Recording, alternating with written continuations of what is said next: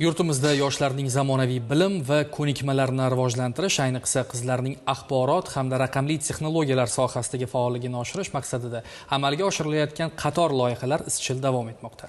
Ana shunday tashabbuslardan biri Maktabgacha va Maktab ta'limi vazirligi hamda Digital Generation Uzbekistan nodavlat notijorat tashkiloti hamkorligida tashkil etilgan raqamli avlod qizlari respublika tanlovining final bosqichi bo'lib o'tdi. Men Araldan qurgan o'ltanin jasur zonaga aylantirmoqchiman. Biz maktab darsliklari asosida video kontentlar tayyorlaymiz.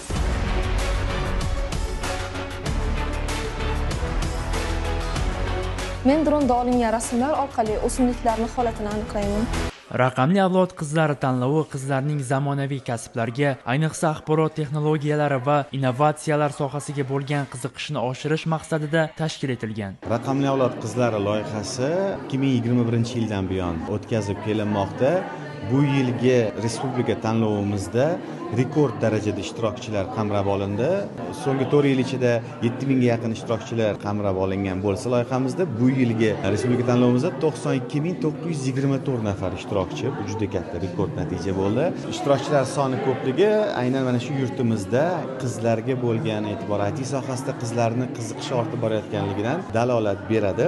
Hududiy saralash bosqichlaridan muvaffaqiyatli o'tgan 84 ta eng yaxshi loyiha respublika finalida taqdim etilmoqda. Ishtirokchilar 4 yo'nalishda ekologiya, ta'lim, sun'iy intellekt, raqamli xizmatlar hamda ijtimoiy mavzularga qaratilgan innovatsion yechimlarni namoyish etishyapti. Bizning bu loyihamiz EcoPods deb ataladi, ya'ni hozirgi vaqtda ekologiyamizga ta'sir etadigan har xil polietilendan va poliplastik idishlardan ishlab chiqarilgan ishlarning o'rniga bu EcoPods qutishamiz yechim bo'la oladi.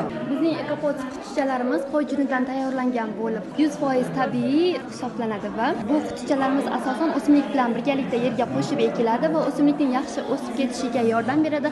Organik o'g'it vazifasini bajarib, ildizlarga har xil hasharotlarning kelishini oldini oladi. Final davomida qatnashchilar uchun malakali mutaxassislar tomonidan mahorat darslari, treninglar hamda zamonaviy texnologiyalar bo'yicha seminarlar tashkil etildi. final bosqichida saralashda biz 5 ta yo'nalish bo'yicha saralaymiz. Ya'ni birinchi navbatda loyihani g'oyasi, g'oya hozirgi kunda qanchalik muhimligi, dolzarbligi.